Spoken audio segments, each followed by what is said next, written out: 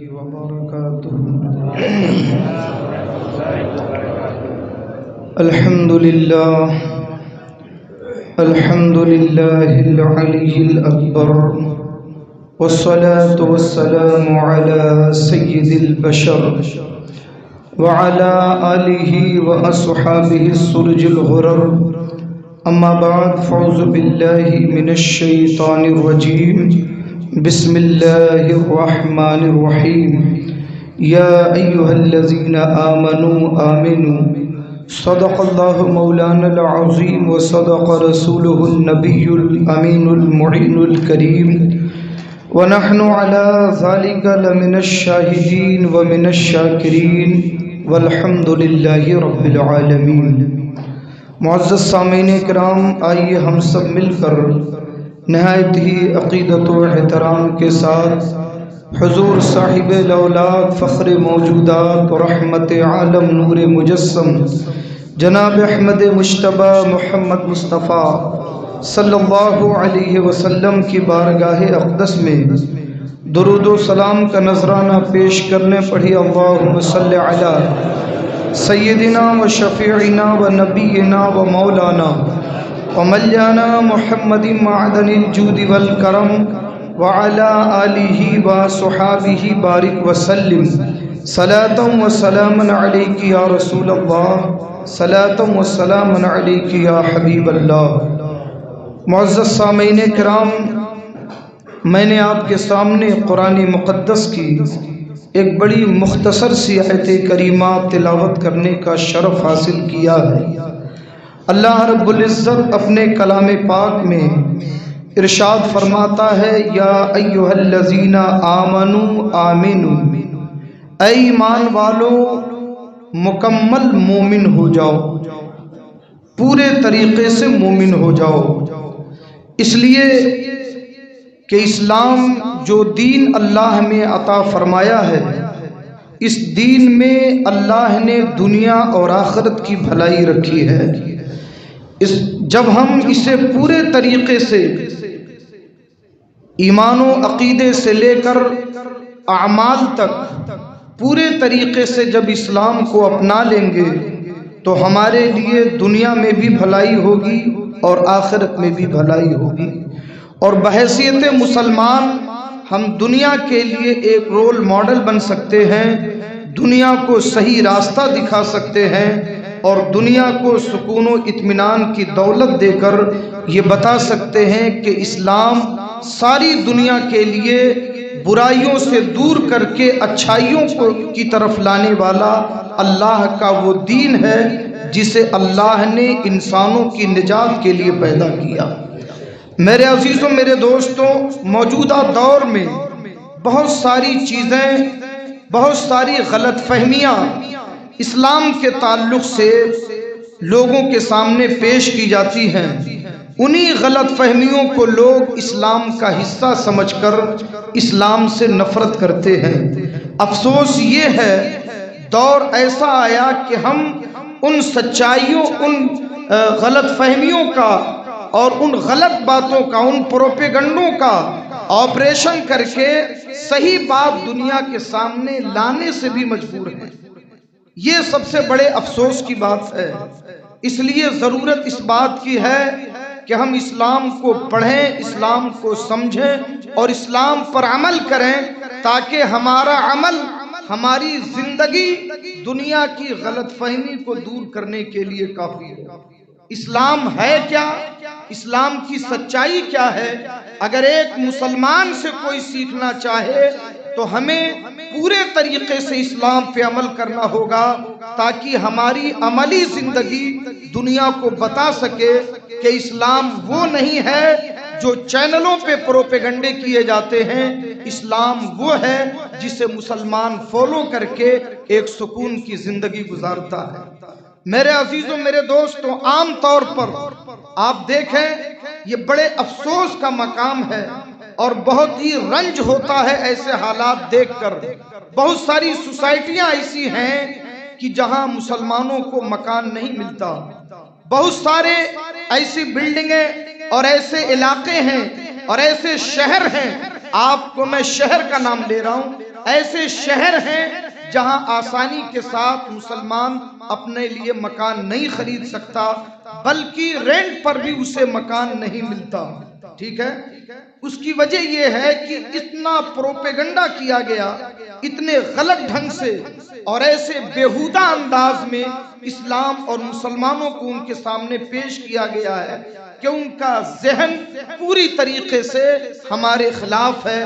وہ سچائی نہیں جانتے اور سچائی ان سے چھپا کر کے نہایت ہی غلط طریقے سے ان کو مس گائیڈ کیا گیا، ان کے ذہن کو ہائی جیک کر کے ہمارے خلاف نفرت ان کے دماغ میں بھری گئی۔ ظاہر سی بات ہے، ایک بچہ جیسے سادہ ہوتا ہے، اسے کچھ نہیں معلوم، جیسا اس کے ماں باپ اور اس کے رشتہ دار، اس کے قریب کے لوگ اسے سکھاتے ہیں، وہ زندگی کو اسی طریقے سے جینا جانتا ہے۔ تو یہ لوگ جو اسلام کے بارے میں نہیں جانتے، ان تک اسلام پہنچانے کی ذمہ داری ہے کس کی؟ کیا کوئی دوسری مخلوق آئے گی؟ کیا کوئی دوسری قوم آئے گی جو اسلام ان تک پہنچائے گی؟ یہ ذمہ داری اللہ نے آپ کے اوپر رکھی ہے۔ اللہ ارشاد فرماتا ہے، کنتم خیر امت اخرجت للناس تأمرون بالمعروف وتنہون عن المنکر، تم سب سے بہترین امت ہو، ساری امتوں میں سب سے بہتر ہو، اس لیے کہ تم لوگوں کو بھلائیوں کا حکم دیتے ہو، اچھائیاں لوگوں تک پہنچاتے ہو اور لوگوں کو برائیوں سے روکتے ہو۔ میرے عزیزوں، میرے دوستوں، یہ ذمہ داری جب ہم پر ہے تو اب بتائیے ہم اس ذمہ داری کو کیسے نبھائیں؟ کیسے اس ذمہ داری کو نبھائیں؟ اس ذمہ داری کو نبھانے کا واحد سب سے زیادہ مؤثر طریقہ یہ ہے کہ آپ ہزاروں کتابیں لکھ ڈالو، ہزاروں تبلیغ کر ڈالو، اگر آپ کی زندگی اسلام سے متاثر نہیں ہے، اگر آپ کے اندر اسلام کی اچھائیاں نظر نہیں آتی ہیں، تو لوگ یہ کہیں گے مسلمان ایسے ہوتے ہیں، اسلام ایسا ہے، اسلام کے ماننے والے ایسے ہیں۔ اس لیے کہ دنیا یہ جانتی ہے نبی کریم صلی اللہ تعالی علیہ وسلم کے زمانے میں اور پھر آپ کے بعد صحابہ و تابعین کے زمانے میں کتابیں کم لکھی گئیں، لیکن صحابہ کا کردار دنیا میں زیادہ پھیلا۔ دنیا کے لوگ کتابیں پڑھ کے مسلمان کم ہوئے، مگر صحابہ کی زندگی کو دیکھ کر پورا پورا علاقہ مسلمان ہو جاتا تھا۔ کیا واقعی مسلمان ایسے ہوتے ہیں؟ ضرورت اس بات کی ہے کہ جب ساری دنیا میں آپ کے خلاف نفرت کی لہر چلائی جا رہی ہے، آپ اپنی زندگی سے ثابت کریں، اپنے پڑوسیوں کے ذریعے سے، اپنے کاروبار کے دوستوں کے ذریعے سے، اپنے ارد گرد کے لوگوں کے ذریعے سے، اپنے متعلقین کے ذریعے سے جو آپ سے قریب ہیں، ان کے اوپر آپ اسلام کی وہ چھاپ چھوڑیں کہ جب آپ سے کوئی ایک مرتبہ ملے تو ملنے کے بعد وہ اسلام کی تعریف کرے کہ واقعی مسلمان بڑے اچھے ہوتے ہیں۔ میرے عزیزوں، میرے دوستوں، میں دنیا کو یہ بتانا چاہتا ہوں کہ افسوس ہم پر یہ ہے کہ واقعی آج ہم اسلام کا نام تو لیتے ہیں لیکن صحیح طریقے سے ہم اسلام کو فالو نہیں کرتے، ورنہ آج دنیا کے اندر ایسی بے عزتی اور رسوائی اور اس طریقے کی مصیبتوں کا سامنا ہمیں نہ کرنا پڑتا۔ دنیا اسلام کے اوپر انگلی اٹھانے سے پہلے ایک مرتبہ قرآن کا مطالعہ ضرور کرے، نبی کی سیرت کا مطالعہ ضرور کرے، نبی کی حدیثوں کو ضرور پڑھے، اسلام کے کردار کو ضرور پڑھے، اس لیے کہ جو لوگ ہمیں اپنے قریب میں رکھنا پسند نہیں کرتے، جو لوگ ہمیں اپنے قریب میں مکان دینا پسند نہیں کرتے، جو اپنی سوسائٹیوں میں نو مسلم کا بورڈ لگا کے رکھتے ہیں، ان لوگوں کو میں بتانا چاہتا ہوں دنیا کی واحد قوم مسلم ہے کہ جس میں اللہ کے نبی ہمارے پیغمبر جناب محمد الرسول اللہ صلی اللہ تعالی علیہ وسلم نے ارشاد فرمایا، وہ مسلمان نہیں، وہ ہم میں سے نہیں، وہ ہمارے طریقے پر نہیں، وہ ہماری سنت پر نہیں، کہ جو مسلمان خود تو کھا پی کر کے سو جائے اور اس کا پڑوسی بھوکا رہے۔ یہ واحد مذہب دین اسلام ہے جس نے ہمیں پڑوسیوں کے علاوہ، رشتہ داروں کے علاوہ، ماں باپ کے علاوہ، دوستوں کے علاوہ جہاں ہم رہتے ہیں، ہمارے دائیں طرف، ہمارے بائیں طرف، ہمارے آگے کی طرف، ہمارے پیچھے کی طرف جو بھی مکانات ہیں، ہم جن لوگوں کے ساتھ رہتے ہیں، اسلام نے کہا ان کے ساتھ اچھا سلوک کرو، ورنہ تم ہمارے طریقے پہ نہیں ہو۔ آپ ذرا غور فرمائیں، اب ایک مسلمان کا پڑوسی، چاہے وہ غیر مسلم ہو، بدھسٹ ہو، یہودی ہو، نصرانی ہو، مسلمان ہو، کوئی بھی ہو، اللہ کے نبی نے ہمیں اس کے ساتھ حسن سلوک کا حکم دیا۔ بخاری اور مسلم کی متفق علیہ روایت میں ہے کہ اللہ کے نبی فرماتے ہیں کہ جبریل امین میرے پاس آئے اور پڑوسیوں کے حقوق کے بارے میں اتنی تاکید کرتے رہے، اتنی بار تاکید کیا، اتنی مرتبہ تاکید کیا کہ مجھے یہ گمان ہوا کہ کہیں پڑوسیوں کو وارث نہ بنا دیا جائے۔ حضور فرماتے ہیں کہ پڑوسیوں کے ساتھ اچھے سلوک کا اتنی مرتبہ مجھے جبریل نے تاکید کیا کہ مجھے لگا کہ میرا رب پڑوسیوں کو کہیں وارث نہ بنا دے، کہیں وراثت میں انہیں داخل نہ کر دے۔ آپ اس سے اندازہ لگائیں کہ ہم اپنے پڑوسیوں کے تعلق سے کیسا مزاج رکھتے ہیں، ان کے تعلق سے کیسے جذبات رکھتے ہیں، ان کے تعلق سے ہمارے خیالات کیسے ہیں، ان کے تعلق سے ہماری فکر کیسی ہے، اور ہمارے نبی ہمیں کیسا پیغام دے رہے ہیں۔ دونوں میں کتنا زمین آسمان کا فرق ہے۔ میرے عزیزوں، میں نے کہا کہ اسلام دین فطرت کا نام ہے۔ تم اچھے مسلمان بن جاؤ، تم سے اچھا کوئی ہندوستانی نہیں ہو سکتا۔ تم صرف اچھے مسلمان بن جاؤ۔ میرے عزیزوں، میرے دوستوں، اب آپ ذرا سوچو، جب ایک مسلمان کے بارے میں دنیا کی قوموں کو یہ معلوم ہوگا کہ مسلمان وہ ہوتا ہے کہ جو اپنے پڑوسیوں کو بھوکا سونے نہیں دیتا، مسلمان وہ ہوتا ہے جو اپنے پڑوسیوں کی مصیبت میں کام آتا ہے، مسلمان وہ ہوتا ہے جو اپنے پڑوسیوں کی مصیبت میں اس کے ساتھ کھڑا ہوتا ہے، مسلمان وہ ہوتا ہے جو اپنے پڑوسیوں کی مدد کرتا ہے۔ اور یہ ساری باتیں ان کے نبی نے کہا، اور یہ بھی کہا اگر وہ نہ کرے تو وہ ہمارے طریقے پر نہیں، وہ ہمارے راستے پر نہیں، وہ ہمارے سنت کے مطابق نہیں ہے۔ تو آپ ذرا سوچیں دنیا ہمارے بارے میں کیسا خیال کرے۔ میرے عزیزوں، ہمیں کیوں نہیں ملتے مکانات؟ ہمیں اپنے پڑوس میں کیوں نہیں رکھا جاتا؟ کیونکہ ہمارے تعلق سے ان کی معلومات کچھ الگ طریقے کی ہیں۔ ہم کون ہیں، ہم کیسا سوچتے ہیں، ہم کس طریقے کے لوگ ہیں، نہایت ہی غلط اور بیہودہ باتیں ان کے ذہن میں اتاری گئی، اور کچھ ہماری اپنی بھی کمیاں ہیں جو ہم نے اپنے کردار سے دنیا کے دماغ میں یہ گندگی ڈالی۔ انہوں نے تو پروپیگنڈے کیے، انہوں نے تو بکواسیں کی، انہوں نے تو ہمارے خلاف جو کچھ چاہا وہ کہا، مگر ہم نے اپنی حالت کو سدھارنے میں کیا کیا؟ ہم نے اپنی شبیہ کو صحیح کرنے میں کیا کیا؟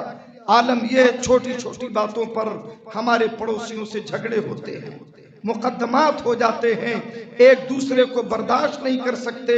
اللہ کے نبی سید عالم صلی اللہ تعالی علیہ وسلم نے یہاں تک ارشاد فرمایا کہ اگر تمہارا پڑوسی غریب ہو، تمہارا پڑوسی غریب ہو تو اپنے بچوں کے لیے ایسے سامان نہ لاؤ جس کی وجہ سے اس کے بچے تمہارے بچوں کے سامان کو دیکھ کر کے تڑپیں، اور اگر لاؤ تو اپنے پڑوسی کے بچے کے لیے بھی لاؤ۔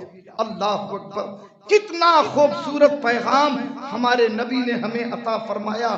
میرے عزیزوں، میرے دوستوں، حجۃ الوداع کے موقع پر جبکہ میرے آقا نے مجمع صحابہ میں اپنا آخری حج فرمایا، اور وہ اتنے بڑے مجمع میں حضور کا آخری خطاب تھا، پھر اسی سال میرے آقا دنیا سے رخصت ہو گئے، پھر اس کے بعد ہی میرے آقا ربیع الاول شریف کے موقع پہ دنیا سے رخصت ہوئے، دوبارہ حج کا موقع نہیں آیا۔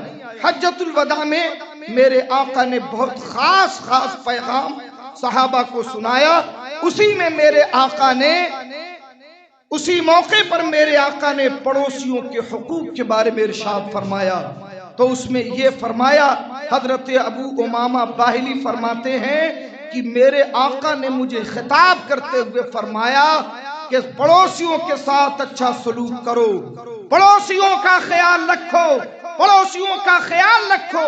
فرماتی اتنی مرتبہ اس جملے کو میرے آقا نے دہرایا کہ مجھے لگا کہ اب آگے آقا یہ فرمائیں گے کہ پڑوسیوں کو اپنی جائیداد میں شریک کرو۔ فرماتے مجھے یہ گمان ہونے لگا، اللہ کے نبی فرماتے ہیں کسی کے ساتھ برائی کرنا برا ہے، مگر پڑوسی کے ساتھ برائی کرنے والے کا گناہ اس سے ڈبل ہو جاتا ہے۔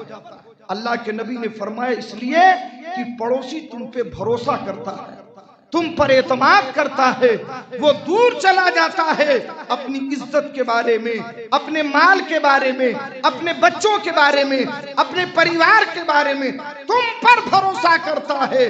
جس پر اس نے زیادہ بھروسہ کیا اسی نے اس کے سینے میں خنجر اتارا، اسی نے اس کے ساتھ برائی کی۔ اللہ فرماتا ہے کہ پڑوسی کے ساتھ برائی کرنا یہ عام لوگوں کے ساتھ برائی کرنے سے زیادہ اللہ کی بارگاہ میں ناراضگی کا سبب ہے، اور اس سے زیادہ اسے گناہ ملتا ہے۔ میرے عزیزوں، میرے دوستوں، آپ اس چیز کو دنیا کے سامنے ذرا لاؤ تو لوگ یہ نہیں کہیں گے کہ یہاں پر مسلمان نہ آئیں، بلکہ لوگ وہاں بسیں گے جہاں مسلمان رہیں گے۔ جب انہیں یہ یقین ہوگا کہ مسلمان کے پڑوس میں رہنے سے ہماری عزت کی بھی حفاظت ہے، مال کی بھی حفاظت ہے، پریشانیوں میں مدد بھی ہے، اور یہ مسلمان اس وقت تک نہیں سوئیں گے جب تک ہمیں کھلا نہ لیں، تو دنیا آپ کے قریب آنے کے لیے تڑپے گی۔ میں بارہا مسلسل آپ کو پچھلے 4 جمعے سے یہ بتانا چاہ رہا ہوں کہ سکون صرف اسلام میں ہے۔ آپ اپنے یہاں یار ماحول بنا کے دیکھو، ہر آدمی اب اس گفتگو کے بعد لوگوں کے تبصرے کیا ہوں گے، لوگوں کا مزاج کیا ہوگا، ارے کس کے ساتھ، اس کے ساتھ کرو تو وہ برائی کرتا ہے، اس کے ساتھ ایسا کرو تو ہمارے ساتھ ایسا کرتا ہے۔ اللہ کے بندے یہ ایک کے لیے نہیں، ہر ایک کے لیے، سب ایک دوسرے کے ساتھ بھلائی کرو، سب ایک دوسرے کے پڑوسیوں کا خیال کرو، سوچو تمہارے محلے کا ماحول کتنا خوبصورت بنے گا۔ جب یہاں پہ مطلب پرستی آتی ہے، خود غرضی آتی ہے، اور انسان اپنے بارے میں سوچتا ہے، پھر وہ دین کی محبت سے محروم ہو جاتا ہے، پھر اسے اللہ کی بارگاہ سے ثواب نہیں ملتا۔ کچھ کام اللہ کے لیے بھی کرو، کم سے کم وہ تو کرو جو اللہ نے آپ کو کرنے کا حکم دیا۔ میرے عزیزوں، میرے دوستوں، اللہ کے نبی سید عالم صلی اللہ علیہ وسلم نے جو طریقہ ہمیں عطا فرمایا اور جس طریقے پہ ہمیں جینے کی تلقین فرمائی ہے، ہو ہی نہیں سکتا کہ دنیا ہم سے نفرت کرے، بلکہ انشاءاللہ تاریخ شاہد ہے، جب تک پروپیگنڈا تھا، جب تک غلط فہمی تھی، جب تک لوگوں کے دماغ میں الٹی سیدھی باتیں، مکے کے رؤساء، مکے کے مشرکین لوگوں کو بہکاتے رہے، وہ نبی سے دور رہے، وہ صحابہ سے دور رہے، وہ اسلام سے دور رہے۔ لیکن تاریخ شاہد ہے، ایک مرتبہ بھی جس نے نبی کو قریب سے دیکھا، ایک مرتبہ بھی جو صحابہ کے قریب ہوا، ایک مرتبہ بھی جو مسلمانوں کے قریب ہوا، تو اس نے پڑھ لیا اشہد ان لا الہ الا اللہ و اشہد ان محمدن عبدہ و رسولہ۔ غلط فہمی، غلط الزام، جھوٹ اور ظلم کی عمر زیادہ لمبی نہیں ہوتی، مگر اسے جھوٹا ثابت کرنے کے لیے کسی سچے کی ضرورت ہوتی ہے۔ آپ تو سچا بنو، آپ تو اسلام کو فالو کرو، آپ تو نبی کے دیوانے بنو، آپ تو نبی کی سنتوں پہ عمل کرو۔ آپ کی زندگی خود اسلام کی تبلیغ ہے، آپ کا کردار خود اسلام کی تبلیغ ہے۔ اللہ کے نبی سید عالم صلی اللہ علیہ وسلم نے ہمیں کردار عمل کی توفیق عطا فرمائی اور اس پر ہمیں چلنے کی تلقین عطا فرمائی۔ صحابہ کرام رضوان اللہ تعالی علیہم اجمعین میں یہ بات اتنی زیادہ تھی، اللہ کے نبی نے ارشاد فرمایا تم میں سے وہ شخص مسلمان نہیں جب تک کہ وہ اپنے بھائی کے لیے وہی پسند نہ کرے جو اپنے لیے پسند کرے۔ اللہ اکبر، کتنا خوبصورت جملہ ہے اللہ کے نبی کا۔ ہم چھینا جھپٹی کیوں کرتے ہیں؟ اس لیے کہ ہم سب میں ہم ہیں، میں لوں۔ اللہ کے نبی نے فرمایا نہیں، مسلمان وہ ہے جو دوسروں کے لیے وہی پسند کرے جو وہ اپنے لیے پسند کرتا ہے۔ اب آپ ذرا دیکھو، اگر ہر ایک کو یہ حدیث یاد ہو اور ہر ایک اس حدیث پر عمل کرے، پھر بتاؤ کوئی جھگڑا ہوگا، کوئی چھینا جھپٹی ہوگی، کہیں کوئی خود غرضی آئے گی؟ بالکل نہیں۔ اللہ کے نبی نے ہمارے نفسانی بیماریوں کا علاج کیا ہے، اپنی سنتوں کے ذریعے ہمیں ایسا انسان کامل بنایا جو دنیا کے لیے واقعی رحمت ہے۔ اللہ کے نبی سید عالم صلی اللہ علیہ وسلم نے یہ ایسا سکھایا صحابہ کو کہ یہ ایک جنگ کا موقع ہے۔ آپ غور کریں، ایک جنگ کا موقع۔ ہمارے ہاں تو جناب والا کبھی کھچڑے کے موقع پہ، کسی کھانے کے موقع پہ کوئی بھی ایسا ہو تو ہم خود تو جتنا کھاتے ہیں اور پھر لیتے ہیں، ہمیں یہ بھی خیال نہیں ہوتا کہ ہمارے بعد کوئی دوسرا بھی لینے والا ہے، اور وہ اتنا لے لیں گے کہ کھا کے نالیوں میں پھینک دیں گے، وہ ان کو چلے گا، سڑا دیں گے، فریج میں اس کو رکھ دیں گے، مگر یہ نہیں آتا یار اتنا ہی لو جتنی ہماری ضرورت ہے، اور بھی ہمارے بھائی ہیں، اور بھی ہماری بہنیں ہیں، سب کو تھوڑا تھوڑا مل جائے۔ میرے عزیزوں، میرے دوستوں، ایک جنگ کا موقع ہے، چند صحابہ، چند مجاہدین اسلام زخمی حالت میں پڑے ہوئے ہیں، کسی کے پاس پانی نہیں ہے، آخری اوقات ہیں لوگوں کے۔ ایک صاحب پانی لے کر کے آئے اور ایک کے قریب پہنچے، لیجئے پانی پیجئے۔ آپ ذرا سوچیں، جنگ کی سختی، زخموں سے چوٹ، پیاس کی شدت، دھوپ اپنے شباب پر، ایسے وقت میں انسان جب موت اور زندگی کے عالم میں ہوتا ہے، انسان لپک کر کے چاہتا ہے کہ سارا پانی پی لے۔ ایک صاحب کے قریب پانی والا پانی لے کے پہنچا، لو اللہ کے بندے پانی پی لو۔ انہوں نے کہا کہ میرے پڑوسی کو، میرے بغل والے کو پلاؤ، شاید اسے مجھ سے زیادہ پیاس لگی ہو۔ اللہ اکبر، لا دنیا میں کوئی ایسی قوم اگر آدم کی ذات سے لے کر کے قیامت کی صبح تک دنیا میں ایسی کوئی قوم آئی ہو تو اس کی مثال لا کر کے دکھاؤ۔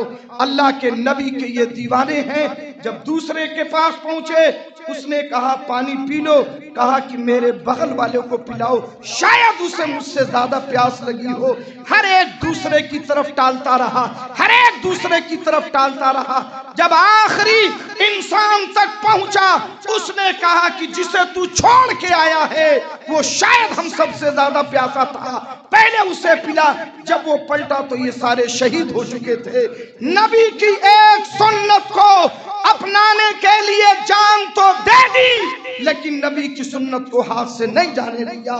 میرے عزیزوں، یہ تمہارے اسلاف کی تاریخ ہے، یہ تمہاری شان ہے، یہ تمہاری پہچان ہے، اس کا نام اسلام ہے اور اسے کہتے ہیں قوم مسلم۔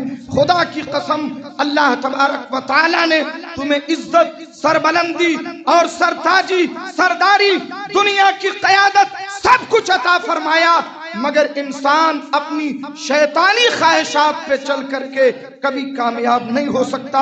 اس لیے اسلام کو فالو کرو، نبی کی سنتوں پہ عمل کرو، شریعت پہ عمل کرو، یہ دنیا اور آخرت دونوں جگہ ہمارے لیے اللہ نے بھلائی کا ذریعہ عطا کیا۔ کون ہم سے نفرت کر سکتا ہے؟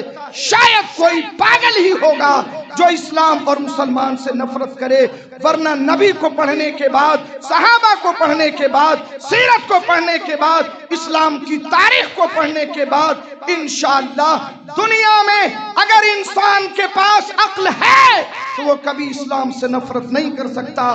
اس لیے کہ ساری دنیا کو، اگر ساری دنیا کی سچائیوں کو اور ساری دنیا کی اچھائیوں کو سمیٹ کر کے اسے ایک شبد دیا جائے، ایک لفظ دیا جائے تو اس کا ایک ہی نام بنے گا اور اس نام کو اسلام کہتے ہیں، اور اس اسلام کے آخری پیغمبر کا نام محمد الرسول اللہ ہے۔ اللہ تعالی ہمیں اور آپ کو اس دین پہ عمل کی توفیق عطا فرمائے۔